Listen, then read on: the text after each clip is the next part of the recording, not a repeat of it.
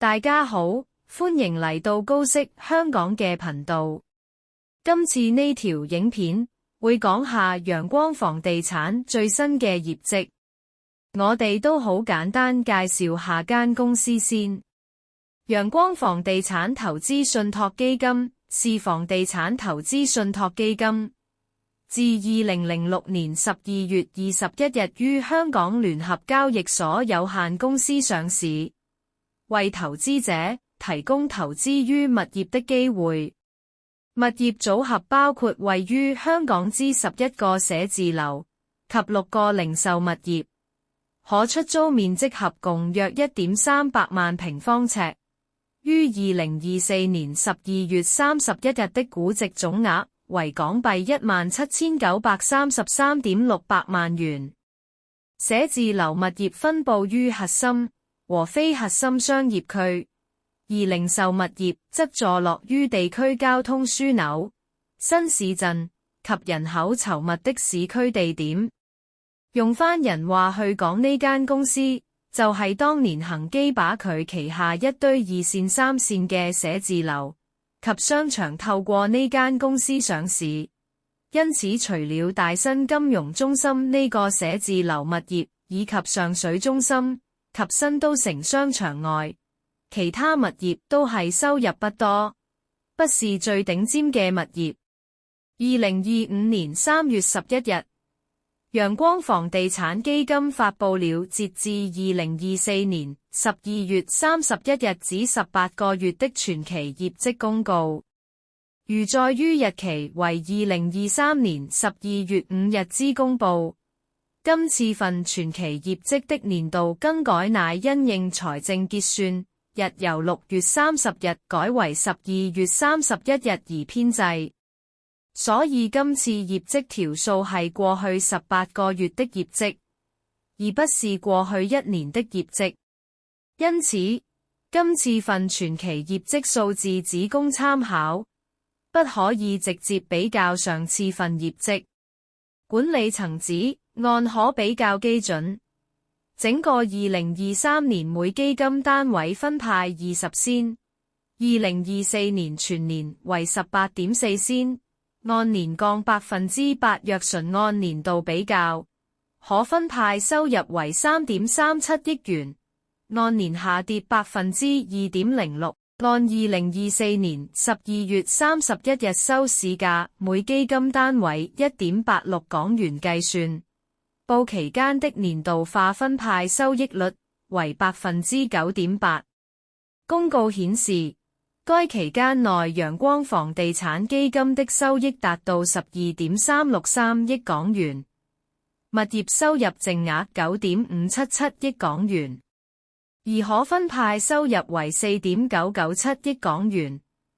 每基金單位分派27.4港仙，派發比率為94.0%。物業組合數據顯示，整體物業組合租用率略有下降，從2023年6月30日的93.3%降至2024年12月31日的91.3%。寫字樓物業組合租用率由93.1%降至92%。零售物業組合租用率也有所下降，由93.5%降至90.1%。寫字樓物業組合錄得的續租率為65%，而零售物業組合的相應數字則為79%。寫字樓物業組合的平均現行租金於2024年12月31日為每平方尺港幣32.1元，較2023年6月30日下調7.2%，而零售物業組合的數字為每平方尺港幣65.6元，維持不變。寫字樓及零售物業組合分別錄得續租租金負增長4.6%及0.6%，以致整體物業組合的平均續租租金負增長為2.6%。陽光房地產基金持有的主要物業包括上水中心、購物廣場、新都城一期物業以及大新金融中心。三大物業已經佔公司收入約 66%， 而估值方面就佔全公司物業的約 64%。所以睇返呢三大物業，就可以略知呢間公司今次做成點同埋未來前景大約係點。旗艦寫字樓物業大新金融中心的租用率改善至 92.2%，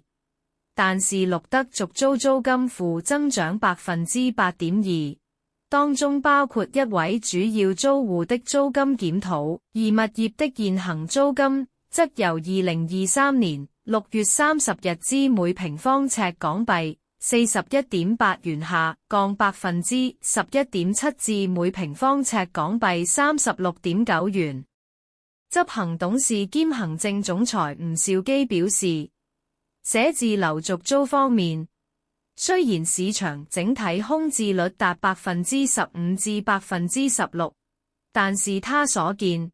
因為最近金融市場好轉，所以多了查詢，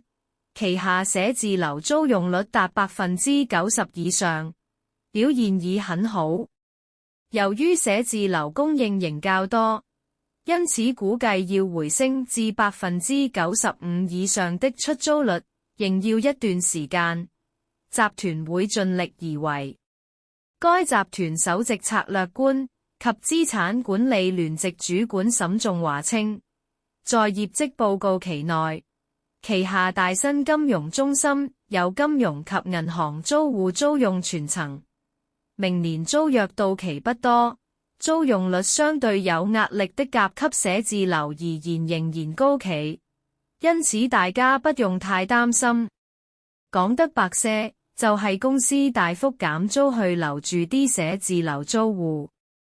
不過正如公司管理層嘅講法，好彩呢2年租約到期不多，因此合理估計呢部分收入未來1至2年都會下跌。因為要減租去留住租戶，根據今次業績，大新金融中心收入約佔公司約 23%。上次業績中表示過，大新金融中心有約 11.8% 租約係2024年7月至12月到期。因為今次睇唔到佢講有幾多百分比租約到期，淨係知不多。我哋就假設有1成租約到期，而下次續租都要減約1成租去留住客人，咁樣即係陽光下次收入會下跌約 2.3%。上水中心於報期間取得續租租金正增長 4.2% 以及 77% 續租率，於2024年12月31日，其現行租金由2023年6月30日每平方尺港幣96元，溫和上升至每平方尺港幣 103.9 元，為租用率為 91.4%， 低於2023年6月30日所錄得的 97.6%， 主要由於佔其可出租面積 7.5% 的幼稚園租戶騰空的位置所致。新都城一期的租用率由2023年6月30日 92.2% 略為下降至2024年12月31日的 91.7%，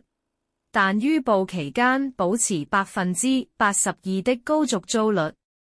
物業之續租租金為負增長 0.9%。於2024年12月31日的現行租金則下降 3.0% 至每平方尺港幣 52.2 元。期內陽光房地產以2000萬元出售新都城商場一期若干車位，平均收益率為 3.5%。公司執行董事兼行政總裁吳兆基表示，他們在處理零售續租時會審慎多一點，因為涉及結構轉變，特別係食肆及健康食品租務。投資及投資者關係總監葉美玲表示，停車場收入佔整體收入 4% 左右，出售部分車位會讓整體營運效益更大。該集團首席策略官及資產管理聯席主管沈仲華又稱，今年上半年會進行西九匯翻新，以櫻桃為主題，包括在地下打造一個亮麗的出入口，創建共享空間，希望能借此加強與社區的聯繫，從而增加商場的人流量與氛圍。講返今次嘅業績，我哋頻道對公司失望的地方有兩個。第一個係上水中心的幼稚園租戶騰空的位置。上水中心於2024年12月31日租用率為 91.4%， 低於2023年6月30日所錄得的 97.6%。主要由於佔其可出租面積 7.5% 的幼稚園租戶騰空的位置所致。公司有冇諗過幼稚園租戶騰空的位置可以租俾其他商戶㗎？例如健身中心、補習社等，或者租俾銀行、超市都好啊。香港以至中國的出生率都低，香港大把幼稚園準備結業。如果個大鋪位淨係諗住租俾幼稚園，相信未來都唔會租得出。第二個失望的地方是租賃佣金、第三方物業代理及市場推廣及宣傳開支呢兩個支出竟然大幅上升。2023年6月30日年度的開支只是559萬。但今次開支竟然係1400萬，我哋知道數字係18個月，不可以直接比較。如果假設18個月的開支係相若，我哋計當中的12個月條數去做簡單比較，最近12個月的開支都有約933萬，開支升幅有60%多。而如果公司俾咁多錢地產經紀，都係揾唔到租戶租陽光的物業，咁作為小股東，我們會問公司管理層，點解要浪費咁多錢？正如先前提及，好似上水間幼稚園鋪位，就算陽光拎多更多錢揾齊咩中原美聯，都唔會有幼稚園租。另外有一個奇怪嘅位，就係管理人以約港幣28萬元出售新都城商場若干停車位，平均收益率為 3.5%。我哋會好奇點解要出售嚟還債呢？要知道將軍澳大把有錢中產，呢啲中產好多都有私家車，而香港係長期欠私家車位。賣咗啲車位真係對公司股東最有利嗎？回報率又唔係好高。如果大家有去陽光呢兩個主要商場視察，其實人流唔差。係上水中心，其實人流已經同疫情之前相若，同埋都有唔少國內遊客嚟香港買平嘢。事實上，香港有好多商品價格係比中國內地便宜，因此上水中心今期業績中平均租金可以上升，我哋頻道絕對唔意外。新都城一期商場2樓已於2023年7月完翻新，出租率達 92%， 人流都有所改善。而香港寫字樓就唔使解釋太多，因為香港太多供應，而需求遠比供應少，而令價格下跌。因此，我哋會估計零售商場方面，下次收入同今次會係相若。不過，計及管理人開支及物業營運的開支會上升，好簡單，就係香港最低工資都升咗。禁員工薪金都會上升，因此我哋估計開支會上升約2.3%，這數字都係參考上次業績去計出來。埋單計即係我哋估計短期收入都唔會有咩大增長，下次業績可分派收入比較大機會輕微下跌，估計會比今次再下跌4.6%。所以如果下次份業績可分派收入維持今次嘅分派，我哋會覺得業績係勝預期。大家如果有睇我哋係2024年6月17日上次講陽光房地產條影片，當時我哋係估計佢下期係會派9港仙，即全年派18港仙，而上次係派咗9.1港仙，今次則係派咗9.3港仙，可見最近兩次業績派息比我哋估計更佳。如果大家係2024年6月14日收市價1.73買入陽光房地產，今天已經收咗9.1港仙息，而家嘅成本約為1.64港元。用返2025年3月14日股價1.99港元計算，9個月已經有21%賬面利潤，而用返今次派息9.3港仙年化率計算，息率有約11.3厘。所以今次陽光份業績係比我哋之前預期為佳，用返大行嘅說法係勝我哋嘅預期。而呢個勝預期相信都係好多人嘅睇法，因為睇返股價公佈後，陽光股價係第二日上升咗4.6%，而至今都未跌返落嚟就知。同埋用返派息去比，置富產業信託、冠軍產業信託等房地產信託都減派息，而陽光今次竟然可以比之前增加派息。而如果用返同年度數字比較，其實收入上升了0.3%，物業收入淨額就下跌約0.8%，而可分派的金額係下跌咗約2%，所以今次業績絕對係合格以上。另外，我哋發現今次陽光房地產最新業績的應收租金之虧損撥備的變動係大跌，由2023年6月30日的558萬下跌至2024年12月31日的71.6萬。因此，我哋會覺得陽光絕對唔係某些財演講到咁差，佢啲租金其實短期都會平穩，較大鑊係寫字樓部分。商場其實租金平穩，而同時租戶拖欠公司租金數字都大跌，